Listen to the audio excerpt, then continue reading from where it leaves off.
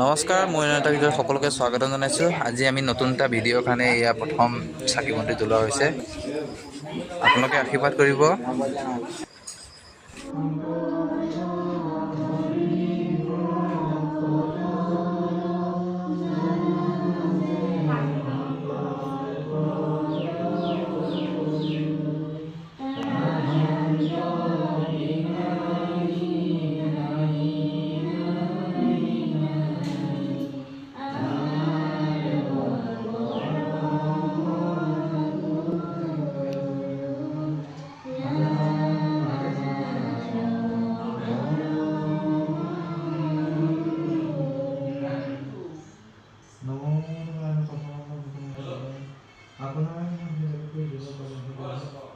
আজি আমি সকলোৱে অসমীয়া চিনেমা ছবি এখন বনাবলৈ আৰম্ভ কৰিছোঁ।